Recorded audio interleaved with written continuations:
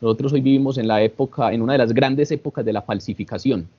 Hay gafas que parecieran de la marca que son y finalmente no son de esa marca, sino que son piratas, no son originales, no son auténticas. Hay que tener cuidado con los billetes porque nos meten un billete falso. Y resulta que es que hay cosas que parecen idénticas a la original, pero no son originales. Y tal vez la mayoría no notaríamos la diferencia. Hay que saber sobre el tema para notar la diferencia. Hay que mirar con un poco más de detalle para ver la diferencia, ¿sí? Tal vez de pronto a cualquiera de nosotros puede que nos metan un diamante falso, porque de pronto ninguno de nosotros sabe sobre ese tema. Pero es muy probable que haya quien, con un conocimiento un poco más específico, sea capaz de identificar una simple roca que no tiene valor alguno, de diferenciarlo tal vez de otro tipo de mineral mucho más escaso, mucho más valioso, mucho más precioso. Entonces hay algunas cosas que a simple vista parecen originales, pero exámenes más cercanos revelan que carecen de valor o que son falsos, a pesar de que tienen la misma apariencia. Lo más interesante de las cosas falsas es que si se vieran distintas, sería muy fácil identificarlas. El texto nos va a hablar un poco de eso. Nos va a hablar sobre un fenómeno similar que ocurre con los discípulos, que muchos a distancia parecen ser, brillan exteriormente como si fuesen diamantes, pero por dentro tal vez no tienen el valor que tienen los verdaderos diamantes. Están camuflados. Si ustedes revisan las alusiones que hace el Nuevo Testamento sobre cómo son esos falsos discípulos, es que se parecen muchísimo a los verdaderos.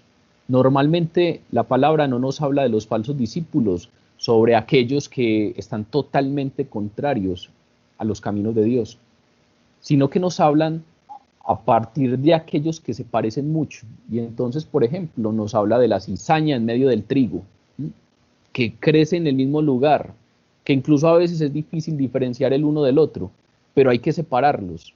La cizaña no está en un lugar aparte. Si estuviera por allá sería muy fácil identificarla. Se camufla, está en medio del trigo. O acuérdense de las vírgenes insensatas que no fueron precavidas y no se llenaron del aceite que requerían, y entonces se fueron a comprar aceite y en ese momento abrió el anfitrión y dejó entrar a las vírgenes a la fiesta y cerró la puerta y ellas se quedaron afuera.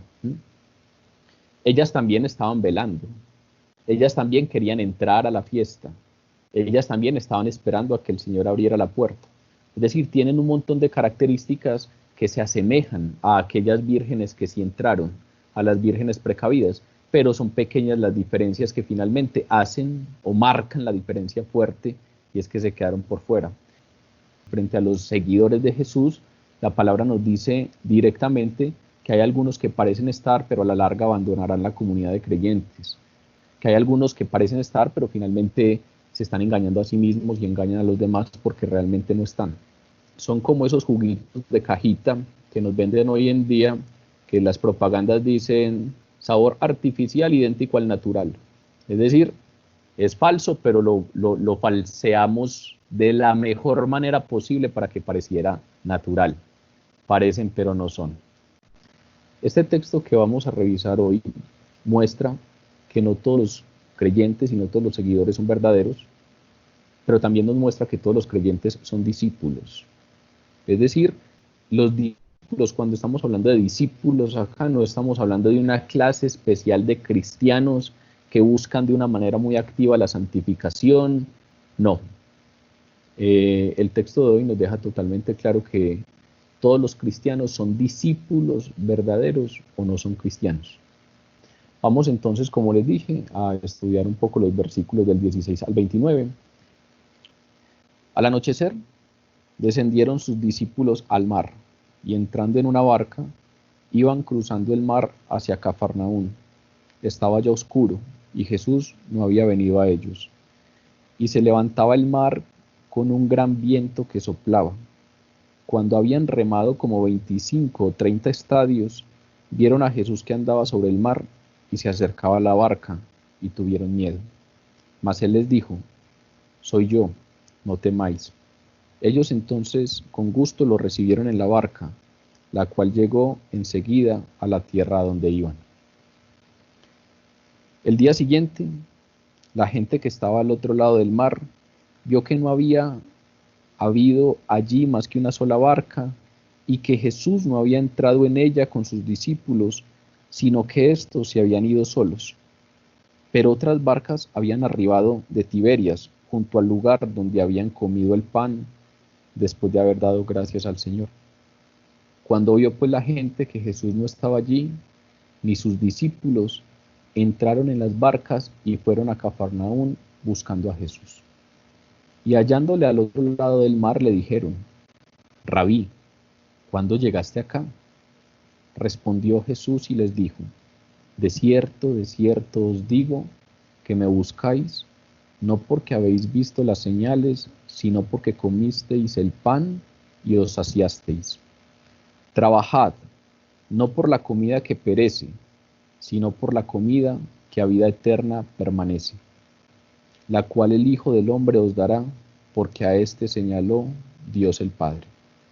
Entonces le dijeron: ¿qué debemos hacer para poner en práctica las obras de Dios?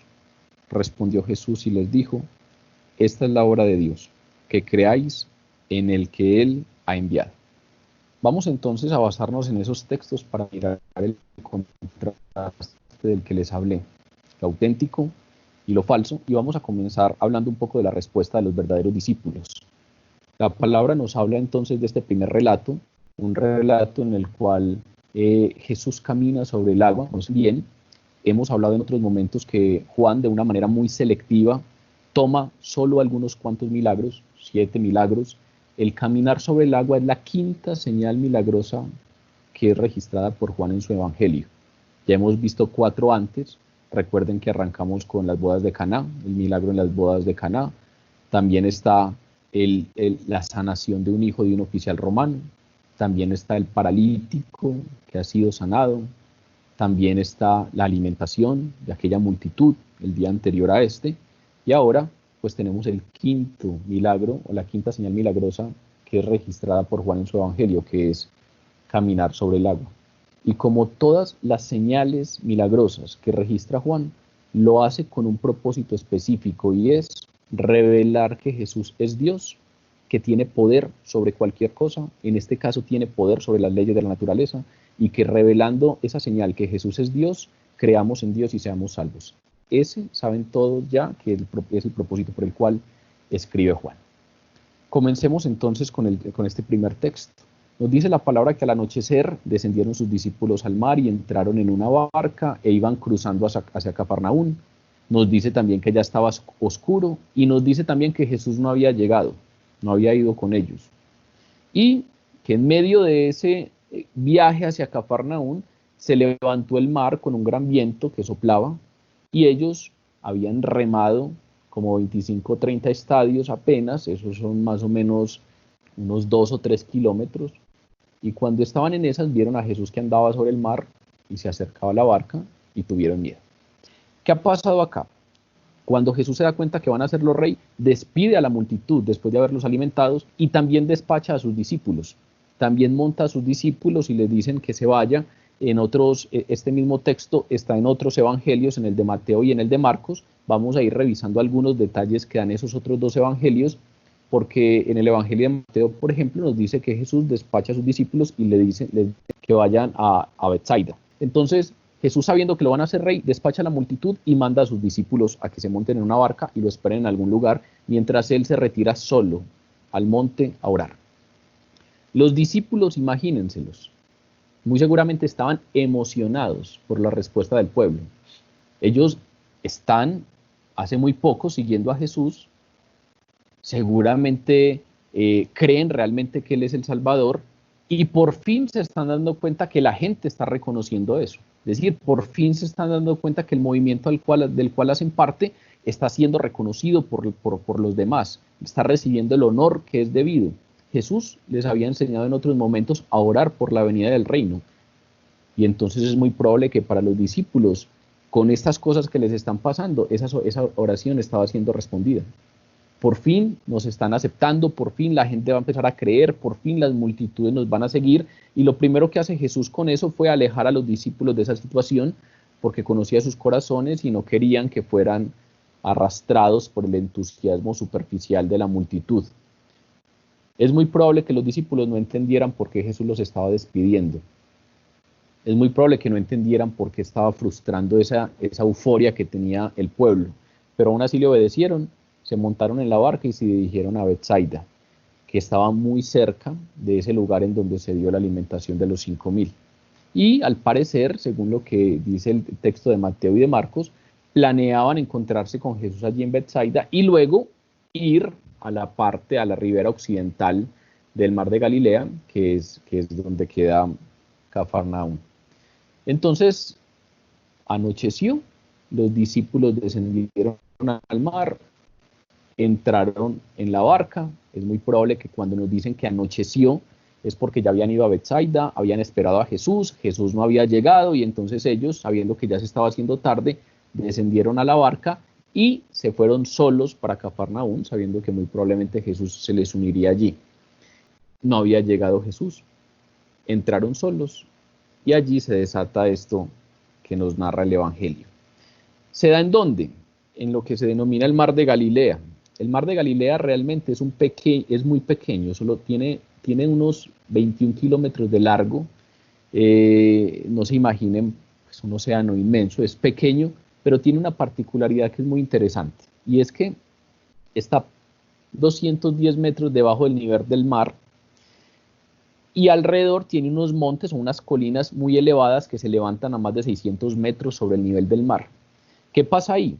La caída de la cima de los montes hasta la superficie del lago, hasta el valle, es de más, en algunos puntos es de más de 800 metros, y eso crea las condiciones ideales para repentinas tormentas. ¿Por qué? Porque la diferencia de temperatura entre la cima de las colinas y el valle es muy grande.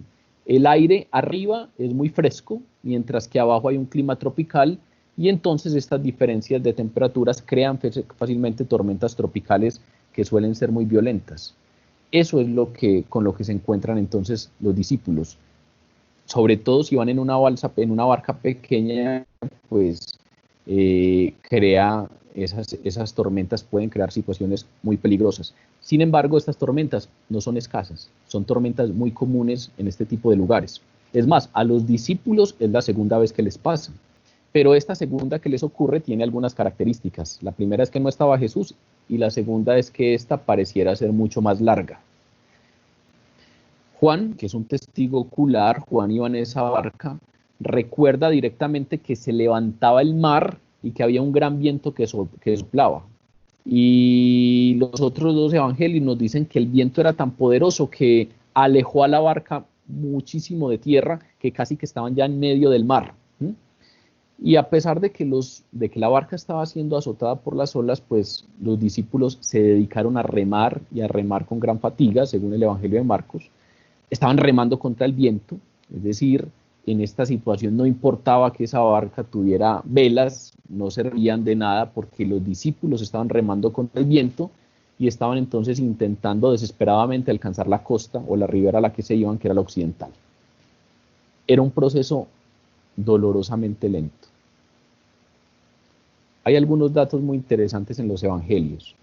Los discípulos salieron de Cafarnaúm en algún momento entre las 6 y las 9 de la noche, cuando empezaba a anochecer. Los judíos suelen dividir la noche en vigilias. Entonces es muy común que ustedes, leyendo la palabra, se encuentren la expresión primera vigilia, segunda vigilia, tercera vigilia o cuarta vigilia. Ellos salen, aquí cuando nos dicen al anochecer, nos está hablando de la primera vigilia. La primera vigilia está entre las 6 de la tarde y las 9 de la noche. La segunda vigilia entre las 9 y las 12, la tercera entre las 12 y las 3 de la mañana, y la cuarta vigilia entre las 3 de la mañana y las 6 de la mañana. Para ellos la noche va de 6 a 6. Y cuando nos hablan de que al anochecer subieron a la barca y entraron al mar, nos están hablando de la primera vigilia. Pero también, cuando revisamos, por ejemplo, el Evangelio de Mateo, nos dice que Jesús llegó a ellos en la cuarta vigilia. Es decir, estamos hablando de que en algún momento entre las 6 de la noche y las 9 de la noche, ellos entraron y que se desató la tormenta y que venían peleando con esa tormenta, estaban peleando con esa tormenta al menos desde las 9 de la noche hasta las 3 de la mañana. Durante esas horas largas, oscuras, agotadoras, estresantes, habían remado solamente alrededor, dice la palabra, entre 25 y 30 estadios, que son alrededor de entre 2 y 3 kilómetros. Es decir, llevan todas estas horas intentando avanzar y están remando contra la corriente y solo han conseguido mantenerse a flote. Lo único que han conseguido es no voltearse, no hundirse. Una tormenta que toma a los discípulos por sorpresa y ellos empiezan a intentar remar para llegar a la costa occidental. El viento no los deja. Llevan al menos desde las 9 de la noche hasta las 3 de la mañana remando con todas sus fuerzas y solo se han movido un poquito porque el viento los detiene, no los deja avanzar. ¿Qué está haciendo Jesús mientras tanto?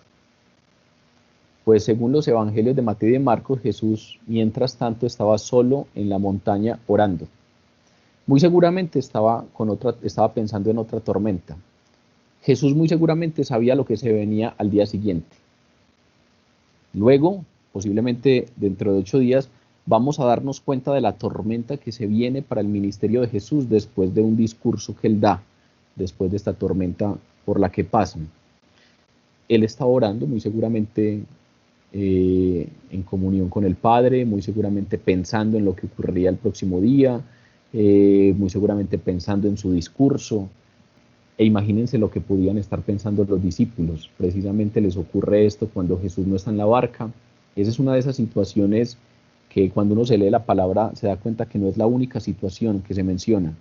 Cuando uno revisa los salmos y cuando uno revisa los textos de los profetas, es muy común que haya una expresión dirigida al Señor, algo como: Señor, ¿hasta cuándo callarás? ¿Hasta cuándo estarás sordo a nuestras oraciones? ¿Hasta cuándo estarás enojado? ¿Hasta cuándo estarás indiferente a nuestro sufrimiento?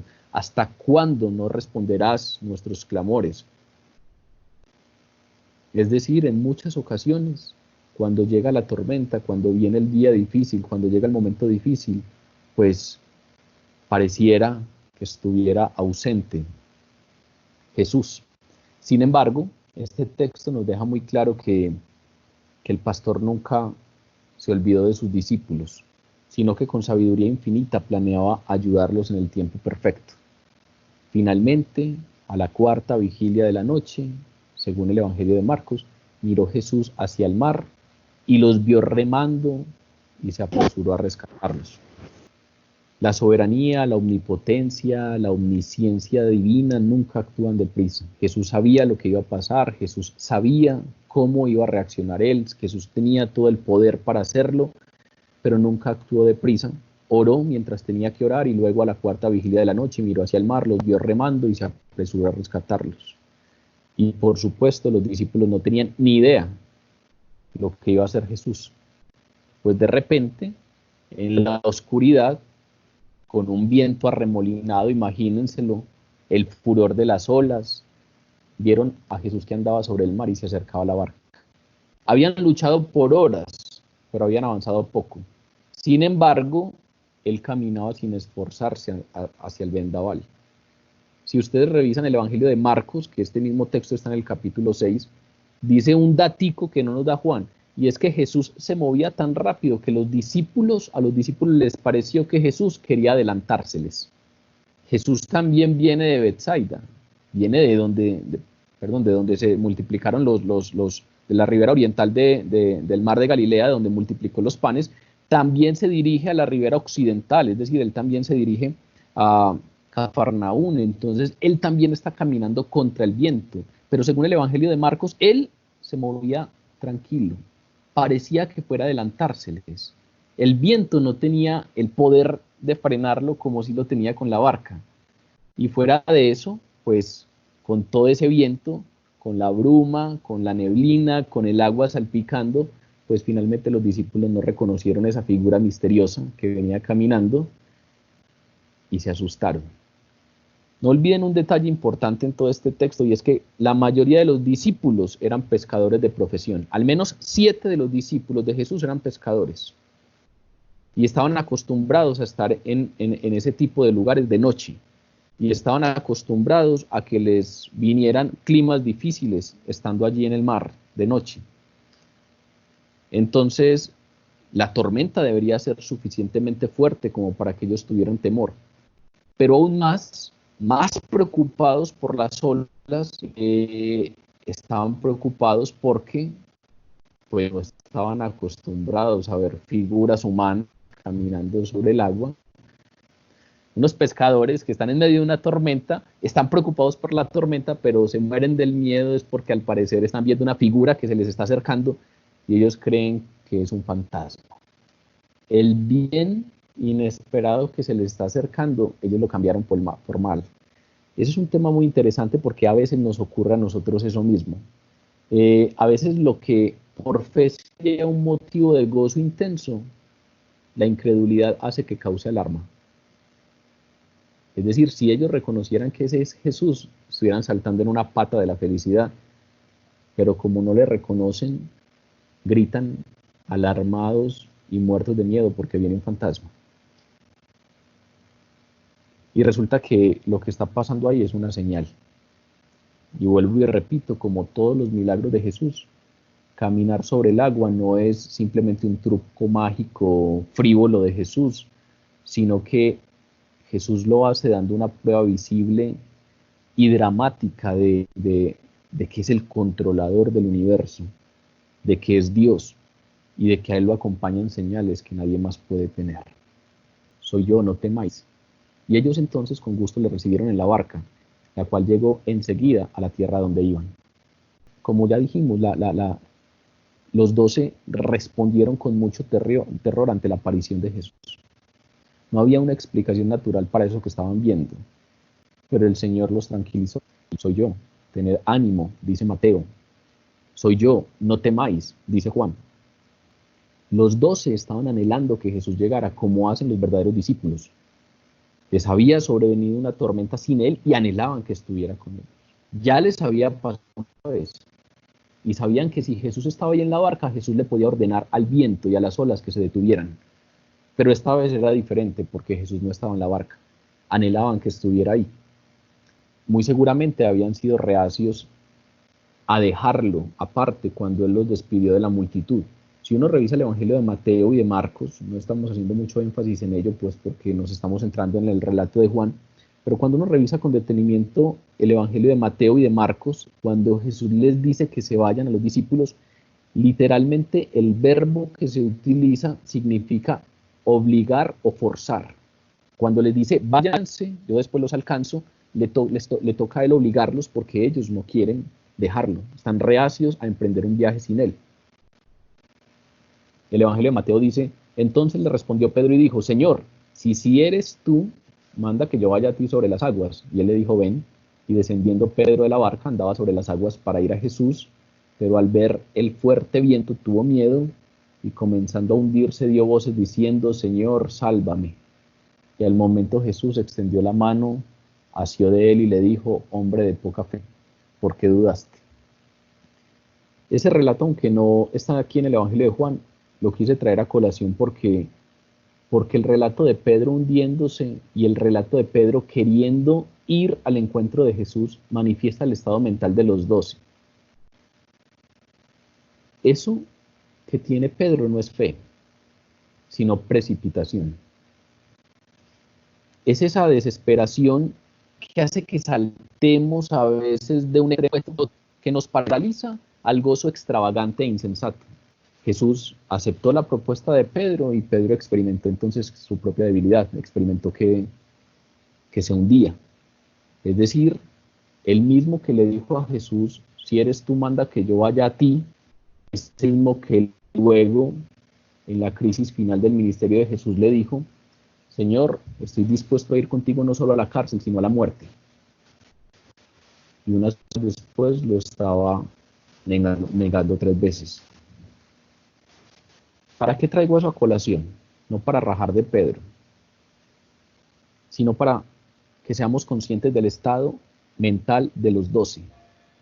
Porque cuando hablo de los discípulos auténticos, no estoy hablando de unos tipos que fueran una columna fuerte de fe que nada los mueve. No estoy hablando de unos tipos que los coge una tormenta en una barca y están tranquilos orándole al Señor porque de alguna manera Él los va a salvar. No, son unos tipos que están muertos de miedo porque viene una tormenta. Y luego cuando viene a Jesús hacia ellos, no le reconocen y están muertos de miedo porque hay un fantasma. Y luego, cuando el líder de ellos, que es Pedro, ve a Jesús, precipitadamente le dice: Señor, si eres tú, manda que yo vaya hacia ti. Y Jesús le acepta la propuesta y se hunde. De esos es de los que nos están hablando. Para que no creamos que cuando estamos hablando de los auténticos y de los falsos, es porque los auténticos son los que tienen una fe férrea que nada los mueve. Son los que reconocen en todo momento a Jesús, en la debilidad reconocen a Jesús y en vez de temer se postran a orar. No, aquí nos están hablando de unos discípulos de carne y hueso, que están muertos de miedo por la tormenta y que ni siquiera reconocieron a su maestro después de que vivían con él, sino que gritaron asustados porque había un fantasma. Y que después, cuando Jesús manda a Pedro a que venga hacia él, Pedro se encuentra con lo que realmente es y se encuentra con su debilidad y empieza a hundirse. Hombre de poca fe, ¿por qué dudaste? Esos son los discípulos de los que nos están hablando. Y en este relato entonces, pues finalmente nos hablan de unos discípulos que siguen con Jesús a pesar de ello. Nos hablan de un relato en el cual no solamente hay un milagro, nosotros lo contamos como un milagro, es que Jesús caminó sobre el mar, pero realmente hay más de un milagro, al menos hay 3, porque aparte de que Jesús caminó sobre el agua, Pedro también caminó sobre el agua, al menos por unos instantes, y Mateo y Marcos registran un tercer milagro, y es que cuando Jesús, y me imagino que Pedro empapado, Pedro mojado porque se hundió, cuando Jesús y Pedro subieron a la barca, el viento paró inmediatamente. Cuando venía Jesús, el viento aún no había cesado. Acuérdense del detalle de que aquello que hizo dudar y temer a Pedro fue el viento. Apenas vio el viento, sintió temor y se empezó a hundir. Pero apenas Jesús y Pedro subieron a la barca, inmediatamente el viento cesó. Es más, hay algunos que incluso plantean que la manera como Juan redacta el versículo 21 nos da a entender que hay un cuarto milagro, y es que después de que Jesús llegó con Pedro a la barca, hubo algo que no fue natural, y es que llegaron enseguida a la tierra donde iban. Si uno revisa la distancia, era necesario que pasara cierto tiempo antes de que llegaran a la orilla occidental. Juan dice simplemente que llegaron enseguida allí a la tierra donde iban. Yo no me voy a aventurar a decir si eso es literal y si de inmediato llegaron a la orilla o si simplemente es una expresión de Juan para decir que ya el viaje siguió sin mayores dificultades, y a pesar de que ellos habían estado al menos 6 horas remando y remando y remando y remando sin avanzar, apenas Jesús se montó en la barca, pudieron avanzar rápidamente y llegaron a donde debían llegar.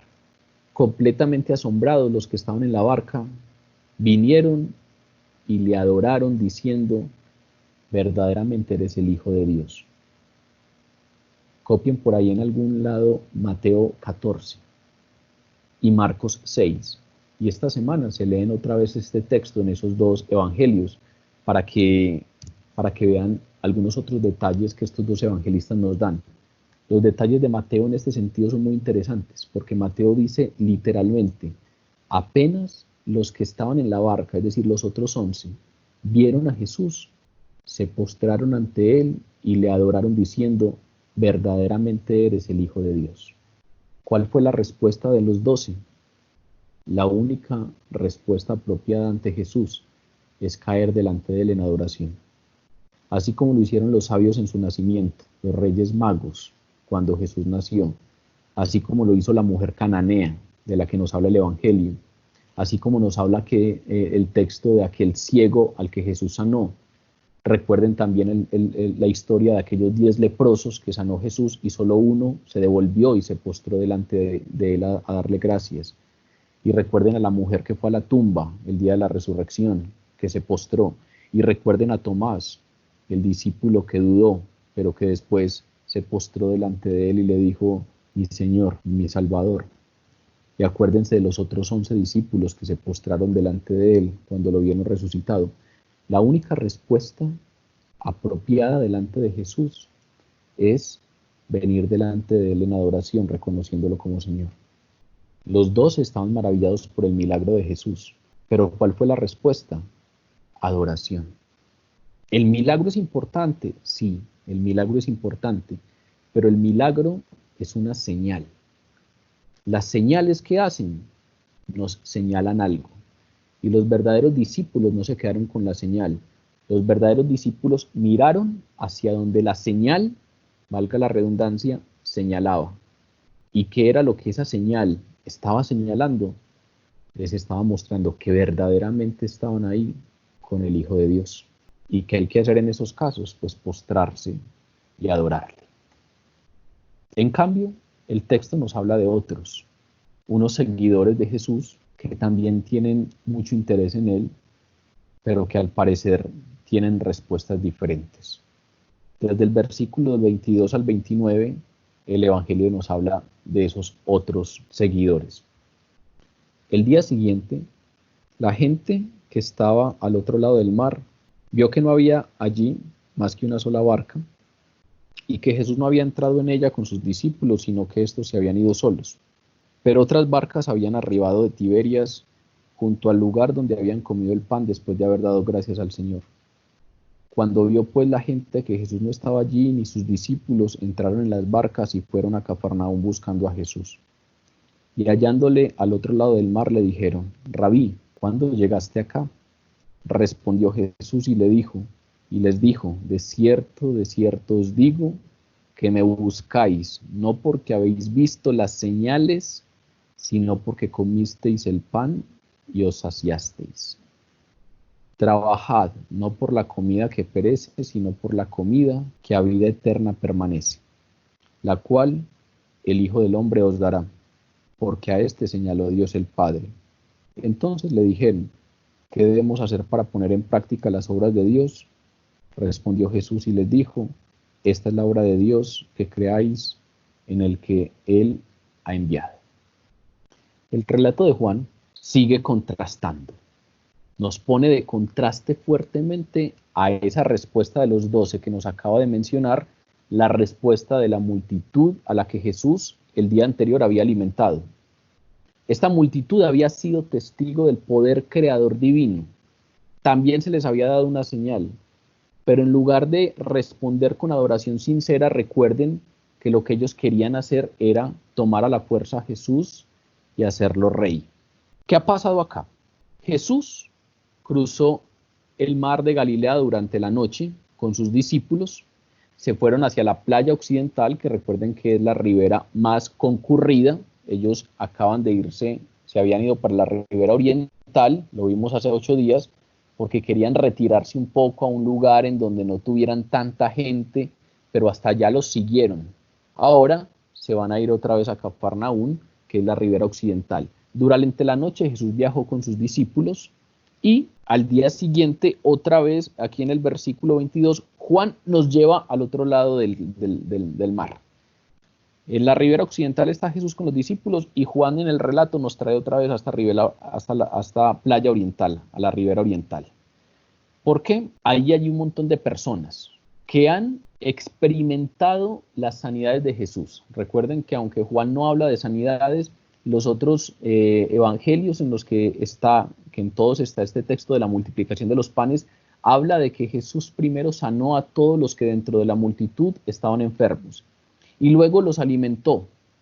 Y estos pues estaban allí en el lado oriente del mar, habían pasado allí la noche.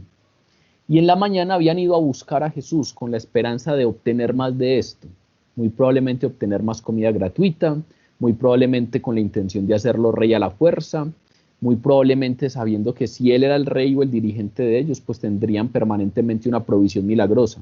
Pero poco a poco se dieron cuenta de que algo extraño había ocurrido. ¿Qué pasó? Primero, no encontraron a Jesús.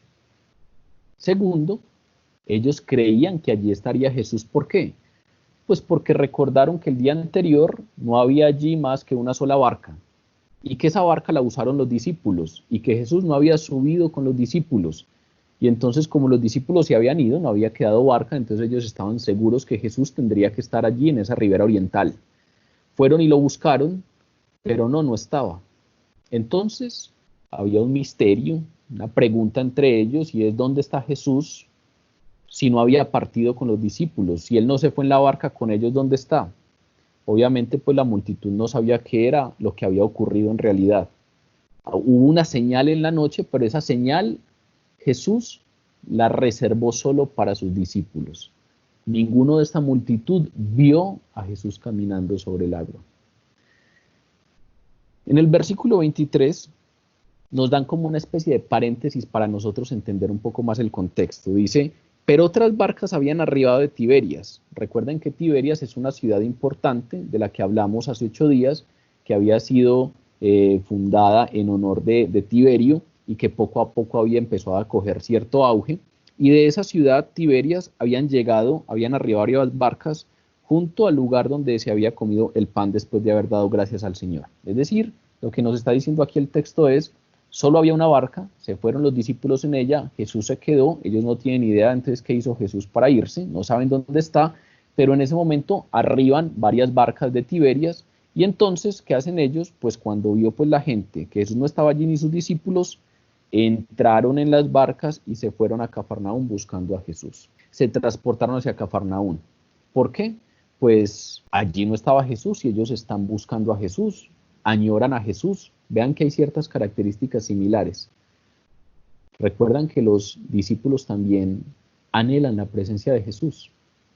Recuerdan que los discípulos tampoco toleraban la ausencia de Jesús. Recuerdan que se pusieron contentos cuando se dieron cuenta que había sido Jesús el que llegó caminando sobre el agua, y lo recibieron felices en la barca, porque no toleraban la ausencia de Jesús. Estos tampoco toleran la ausencia de Jesús. Se fueron felices cuando se despertaron ahí a donde lo habían visto el día anterior, queriendo encontrarle, y no lo encontraron. Se preguntaron qué había pasado con él si solamente había una barca, y apenas llegaron varias barcas de Tiberias, pues se montaron en ellas y se fueron para Cafarnaúm. ¿Por qué? Pues lo más seguro es que todos sabían que en Cafarnaúm moraba Jesús. Según el Evangelio de Mateo, Jesús vivía en Cafarnaúm, y entonces es muy probable que muchos de ellos lo supieran y quisieran irse a Cafarnaúm, pues creyendo que era el lugar más probable para encontrarlo. Pero también es muy probable que algunos hayan oído a Jesús cuando les dijo a sus discípulos que navegaran hacia Cafarnaúm. El caso es que allí habían unas barcas, no sabemos por qué. El texto no nos dice por qué habían tantas barcas. Tal vez los dueños de esas barcas supieron acerca de lo de la alimentación milagrosa y fueron a investigar, o tal vez fueron a recoger a sus amigos y a sus familiares que habían estado en esa alimentación milagrosa, o tal vez vieron una oportunidad de negocio y quisieron ahí montar unos taxis acuáticos en busca de dinero, sabiendo que había un gran número de personas que estaban allá en la ribera oriental y tenían que viajar. No sabemos qué pasó. El texto lo único que nos dice es: había solo una barca, pero al otro día de Tiberias llegaron varias barcas. Y apenas la multitud supo que Jesús no estaba allí en la ribera oriental, cogieron las barcas y se fueron a la ribera occidental, a Cafarnaúm. Entraron en las barcas, quisieron ir a donde Jesús, buscaban a Jesús, pero el texto nos dice que no lo buscaban por las razones adecuadas. Lo seguían por lo que podían obtener de él. No estaban interesados en adorarle, no estaban interesados en obedecerle. La noche anterior habían experimentado su poder, habían experimentado su provisión milagrosa, habían experimentado que los sanó y que les dio alimentos, y todos se habían beneficiado de esa señal sobrenatural. Pero en lugar de postrarse todos y de reconocerle en adoración, como lo hicieron los 12, querían más de él. ¿Qué querían hacer? Tomarlo por la fuerza y hacerle rey. No tenían un interés distinto con Jesús. ¿Saben qué querían? Querían que él les sirviera. Y suena raro decirlo así, pero en muchas ocasiones cuando nosotros seguimos a Jesús, nosotros queremos que Jesús nos sirva. Nosotros queremos presentarle proyectos a Jesús y que él sea un empleado más de ese proyecto. y que trabaje para nosotros y que le eche ganas a ese proyecto a ver si sale. Y nosotros tenemos unos sueños y se los presentamos a él queriendo que él apoye nuestros proyectos. Es decir, yo vengo delante de usted porque sé que si tengo su visto bueno me va a ir bien. La palabra dice claramente buscarle temprano. Es decir, presentarle proyectos y no problemas. Venir por su aprobación, venir buscando su guía. Pero finalmente muchas veces lo que queremos es, aunque no lo llamemos así tajantemente, es que Él nos sirva, es que Él se nos una y nos apoye y no venir delante de Él pidiéndole que gobierne nuestra vida, sabiendo que pedirle que gobierne nuestra vida es que nos dirija para donde Él quiera, aunque eso implique abandonar algunas cosas, cambiar algunas otras, etc. La multitud venía delante de Él porque tenía su corazón puesto en unas falsas promesas de prosperidad personal. Con eso hay que tener mucho cuidado. ¿Por qué? Porque cuando venimos con ello, cuando venimos detrás de Jesús con un interés egoísta, pues finalmente lo que esperamos es que esos deseos de prosperidad personal que tenemos, pues se nos hagan realidad. Eso es lo que tiene la multitud en este caso. ¿Cuál fue la respuesta de la multitud? Resulta que nos dice en los versículos del 25 al 29 que la multitud lo halló al otro lado del mar y cuando lo hallaron le dijeron: Rabí, ¿cómo llegaste acá? Rabí ya significa maestro, es decir, yo reconozco que usted tiene autoridad. ¿Cómo llegaste hasta acá? Y Jesús respondió y les dijo: de cierto os digo, que me buscáis no porque habéis visto las señales, sino porque comisteis el pan y os saciasteis. Trabajad no por la comida que perece, sino por la comida que a vida eterna permanece, la cual el Hijo del Hombre os dará, porque a este señaló Dios el Padre. Entonces le dijeron: ¿qué debemos hacer para poner en práctica las obras de Dios? Respondiendo Jesús les dijo: esta es la obra de Dios, que creáis en el que Él ha enviado. Según el texto, cuando la multitud encontró a Jesús en Cafarnaún, le dijeron sorprendidos: ¿cómo llegaste acá? Ya sabíamos que la multitud no sabía o tenía la duda de cómo Jesús había llegado, sabiendo que solamente había una barca. Le hacen esta pregunta a Jesús y Jesús intencionalmente no responde. No sé si queda claro en el texto que hay una pregunta muy directa que le hacen a Jesús y Jesús toma la decisión de no responder. ¿Cómo llegaste acá? Y Jesús los deja con la duda. Jesús ignora la pregunta. Justo el día anterior habían intentado hacerlo rey por la fuerza. Los alimentó milagrosamente. Es muy probable que hablarles de ese otro milagro que había ocurrido en la noche, que solamente percibieron sus discípulos, habría aumentado ese fervor mesiánico equivocado de querer coronarlo políticamente. Y entonces, pues Jesús no se compromete con eso. Jesús no se comprometió con esos buscadores de emociones, ignoró la pregunta y fue al grano. Puso los puntos en las íes. Vean que esa pregunta se queda sin respuesta y Jesús lo que hace es tratar el asunto más profundo que hay en ese momento. Como ocurre en todo el Evangelio de Juan, esta afirmación o esta respuesta de Jesús la comienza con una frase que ya les he explicado, que es una frase solemne, que en griego es amén, amén, que significa, o en castellano la traducimos como desierto, desierto, y que cada que una expresión está antecedida por el amén, amén, es porque la expresión que viene a continuación expone una verdad importante y fundamental. Recuerden que este amén, amén, o este desierto, desierto os digo, es una expresión que solo usa Juan, solamente la encontramos en el Evangelio de Juan, y cada que la usa es para expresar una verdad fundamental, una verdad importante y medular. La utilizó con Nicodemo, la utilizó con el paralítico, y aquí le hacen una pregunta: ¿cómo llegaste acá? Y él les dice: de cierto os digo, que me buscáis no porque habéis visto las señales, sino porque comisteis el pan y os saciasteis. ¿Sí? Vuelvo y repito, deliberadamente decide Jesús no responder la pregunta y enfocarse en el asunto primordial. Hay una reprensión de Jesús que pone al descubierto la intención del corazón de ellos, la intención de esos corazones materialistas. Obviamente, lo que les dice Jesús es: me estás buscando no porque habéis visto las señales, es decir, no estás tomando aquello como una señal, no estás tomando aquello como algo que me señala, sino que lo estás tomando como finalidad. Para ustedes no son señales, ustedes vienen por la comida. De cierto os digo que me buscáis no porque habéis visto señales, sino porque comisteis el pan y os saciasteis. Es decir, no tenían hambre de Jesús por lo que era Jesús, no tenían ganas de encontrarse con Jesús porque tenían claro que las señales mostraban que Él era Dios, no tenían ganas de encontrarse con Jesús porque era su única salida espiritual, era su Salvador y entonces querían estar con Él, sino porque tenían hambre física, tenían más ganas. Ustedes vinieron, lo dice Jesús mismo, porque comieron pan y se saciaron. Es decir, no los movía la sed del corazón, sino que los movía el hambre de sus barrigas. No los movía el hambre de eternidad, sino el hambre de comodidad. Y esto lo digo, pues porque también nos pasa mucho a nosotros. El hambre de no tener problemas a veces nos mueve mucho más que el hambre de eternidad.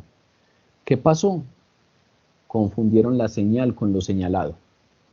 ¿Ustedes han visto alguna vez una señal de tránsito? Cuidado, curva peligrosa. ¿Qué es lo importante? La curva peligrosa. Lo que los puede matar es la curva peligrosa, la señal de tránsito no los va a matar. Entonces, ¿la señal para qué sirve? Para señalarnos algo importante que está. Y hay algunos que están confundiendo la señal con lo señalado.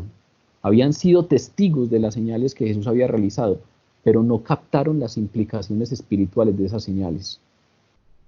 Jesús alimenta una multitud y ni siquiera, lo más interesante de este texto es que nos dice, ni siquiera los 12 habían entendido lo de los panes, porque sus corazones estaban endurecidos.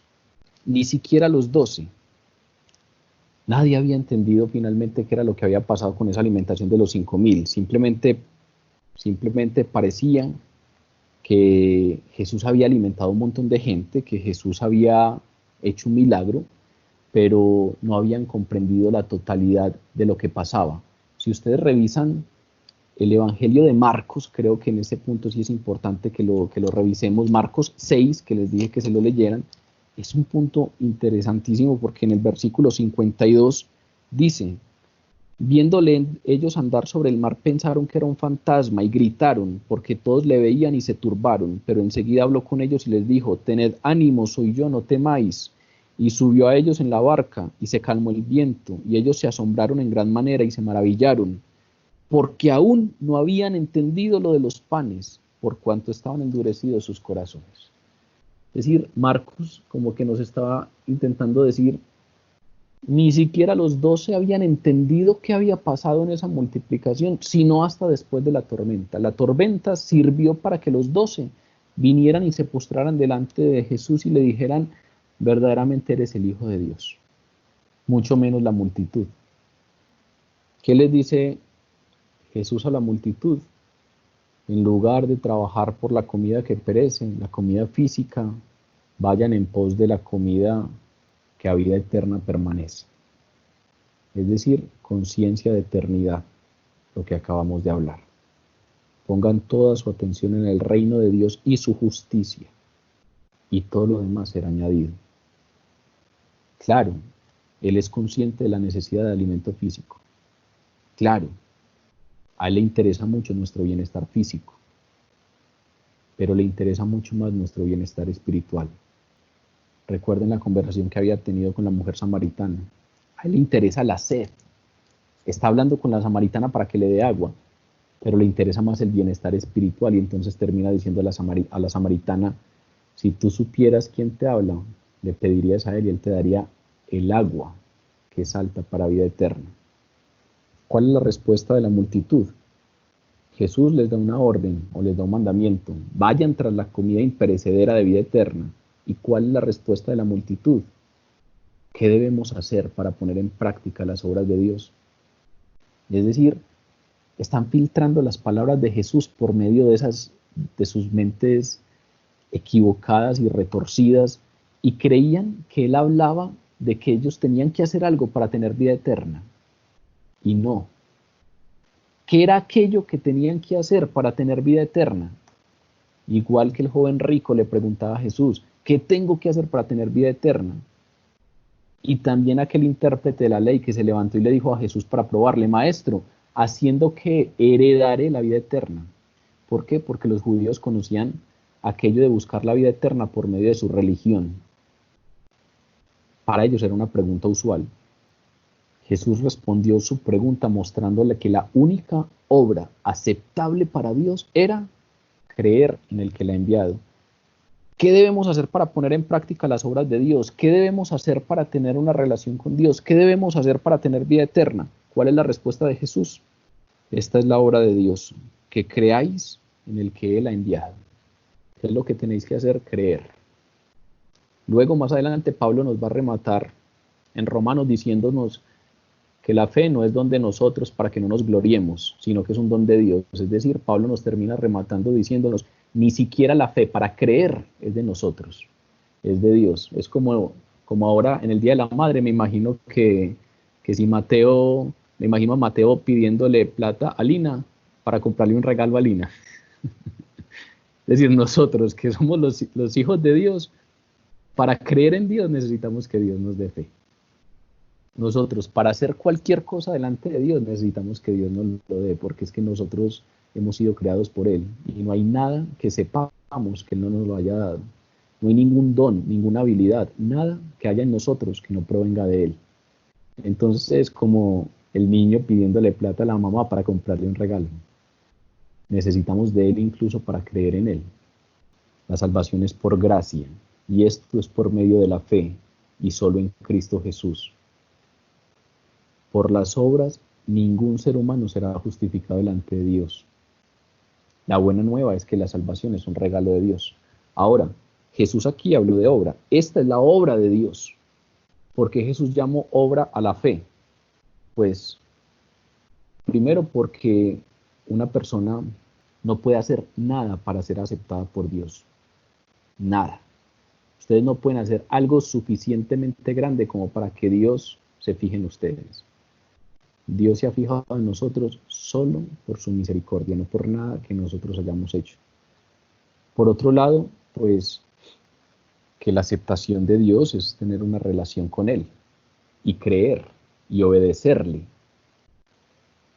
Y a partir de ahí, pues, reconocer la dependencia que tenemos de Él, entender que procedemos de Él, entender que todo lo que tenemos viene de Él, y que los esfuerzos humanos no nos llevan a la salvación, pero que, como la fe no es un conocimiento teológico, eso es importante. Cuidado con que este grupo suene mucho a teología, porque la teología nos salva. En este grupo intentamos profundizar lo máximo que consideramos, pero esto es para que todos conozcamos a Dios. Y la fe no es para tener una creencia meramente arraigada en la razón teológica acerca de Dios, sino que la fe me lleva a una relación con Dios.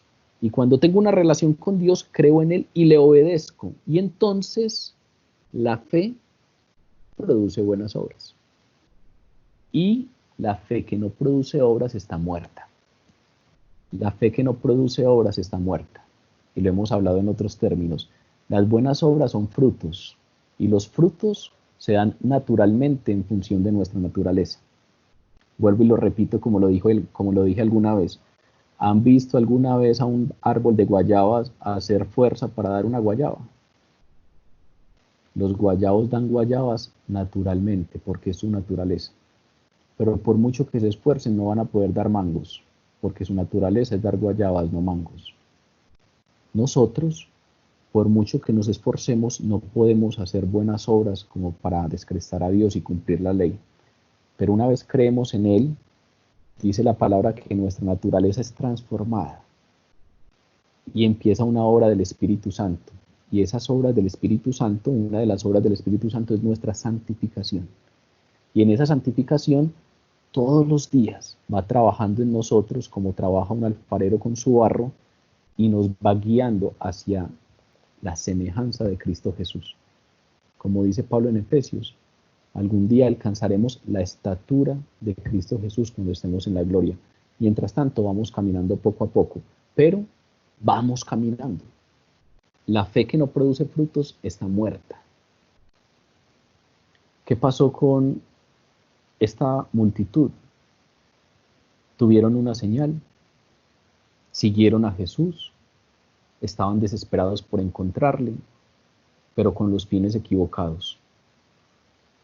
Luego lo encontraron y le preguntan a Jesús, ¿cómo llegaste hasta acá? Y Jesús pone al descubierto sus intenciones. Ustedes no me están buscando porque han visto las señales y saben quién soy. Ustedes me están buscando porque ayer llené sus estómagos y quieren tener más de eso. Y entonces, ¿qué tenemos que hacer para tener la vida eterna? Esta es la obra de Dios, que creáis en el que Él ha enviado. Para eso escribe Juan, para que creamos que Jesús es Dios y para que creyendo tengamos vida en su nombre.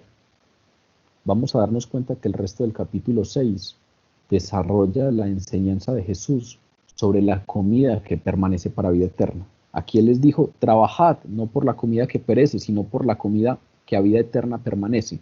El resto del capítulo, no se preocupen, Jesús nos va a enseñar cuál es esa comida que a vida eterna permanece. Aquí nos hablaron de los 12, pero también nos hablaron después de una multitud que respondió con curiosidad, pero sin disposición para abandonar su falsa justicia y arrepentirse. Y al final de este capítulo nos vamos a dar cuenta que solo quedó el rechazo. Mientras los 12, a pesar de su incredulidad, a pesar de sus dudas, a pesar de sus temores, a pesar de que se hundieron o que se hundió Pedro, a pesar de todo, los 12 apenas lo ven, se postran delante de él y le reconocen como Señor. Nos vamos a dar cuenta al final del capítulo 6 que la multitud se desencanta de Jesús y lo abandona. Para concluir, este texto nos habló de una tormenta inicialmente que es muy interesante y que tiene 3 aspectos característicos y que no los quise abordar directamente en el desarrollo del texto, sino que los quise dejar para el final. La tormenta de la que nos habló este texto ocurrió de noche, ocurrió en ausencia de Jesús y mientras la tormenta duró se detuvo todo progreso. Las pruebas de fe siempre vienen cuando hay oscuridad. ¿A qué me refiero con oscuridad? Pues cuando se nos nubla la vista un poco, cuando no vemos todo tan claro, cuando no es tan fácil reconocer la luz de Jesús, cuando los problemas nos nublan un poco el horizonte y no es fácil ver un camino que caminar y no es fácil ver la ruta por la cual debo andar. Si no hubiera oscuridad no habría pruebas. Todos esos momentos difíciles vienen de noche. Lo segundo es que hay ausencia de Jesús. Y es que nos parece en ocasiones que Jesús no está en la barca cuando viene la tormenta y sentimos que remamos laboriosamente pensando que no tenemos la ayuda de Jesús porque Él no está en la barca y que no tenemos la ayuda de su gracia ni tenemos su aliento espiritual. Y muchas veces estando en esos problemas, en esas tormentas, pues es muy difícil percibir la presencia de Jesús. Y lo tercero es, a pesar de remar con todas sus fuerzas, los discípulos no avanzaban. Y también nosotros en ocasiones hemos estado remando con todas nuestras fuerzas y no avanzamos. Y lo máximo que podemos lograr es no naufragar. Y a veces eso nos parece minúsculo, pero es un logro importante, porque cuando uno no avanza no necesariamente retrocede. ¿Y para qué quiero plantear estas 3 cosas? Porque cuando hablamos de discípulos auténticos y discípulos falsos, a veces pareciera que estamos hablando de quienes son inamovibles y quienes se mueven fácilmente con el viento. Y resulta que este texto nos baja de eso. Resulta que en este texto a todos los movieron.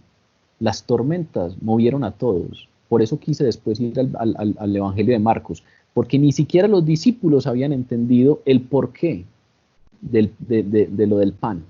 Ni siquiera los discípulos, porque tenían endurecidos sus corazones, según el relato de Marcos. Entonces aquí Juan no nos está hablando de discípulos auténticos y de falsos, porque hay algunos que no se mueven por nada y que algunos encaran diferente la adversidad, y hay algunos que no temen como temen otros, y que hay algunos que tienen una fe que los lleva a ver más allá de lo que otros ven. No. La gran diferencia entre los discípulos auténticos y los falsos es que los discípulos auténticos están detrás de Jesús porque es el Señor, y se postran delante de Él y lo adoran y se someten a su gobierno.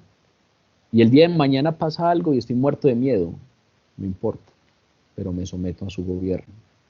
Y el día de mañana dudo, y el día de mañana resbalo y caigo, pero sigo sometido a su gobierno.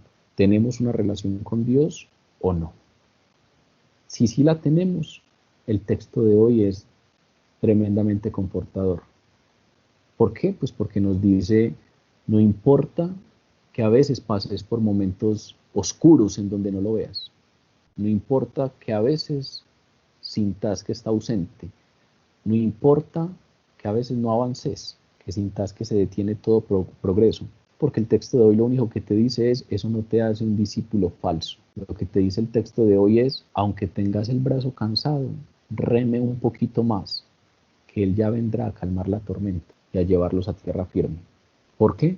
Porque como vimos hace 8 días, Jesús se ocupa de sus discípulos y los fortalece en fe.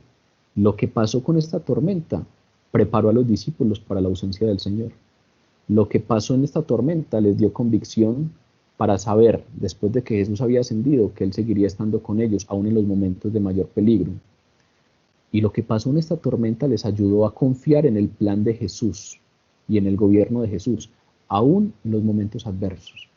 ¿Ustedes no creen que cuando se desató la tormenta, tal vez los discípulos pensaron que Jesús había cometido un error al ordenarles cruzar el lago, mientras Él despedía a la multitud? ¿Ustedes no creen que ellos creyeron que a Jesús se le había escapado un detalle? ¿Ustedes no creen que ellos en algún momento sintieron esa inconformidad que a veces también sentimos nosotros o hemos podido sentir nosotros porque Jesús estaba solo en un monte orando mientras ellos iban a perecer y remaban con todas sus fuerzas infructuosamente? Pero vivir esta experiencia les dio una lección. Nunca acusar precipitadamente a Jesús del mal manejo o descuido en medio de esos contratiempos temporales que a veces vivimos, sino creer firmemente en su cuidado sabio y amoroso, independiente de lo que vivamos. Hay dos tipos de personas. Hay unos que le siguen e independiente de lo que estén viviendo, le reconocen y se descansan en su cuidado sabio y amoroso, y vienen delante de Él y se postran a sus pies y le adoran, independiente de lo que estén viviendo. Hay otros que vienen precisamente porque solo quieren que su realidad sea cambiada. Hago tanto énfasis en esto porque ahí Juan marca la diferencia. Juan no nos está hablando que unos sean más firmes que otros. Juan nos está hablando de dos clases de personas que, según lo que vimos, son tremendamente débiles, pero algunos en su debilidad, cuando llega Jesús, se postran delante de Él y lo adoran, mientras que otros simplemente le piden más pan. Vamos a orar.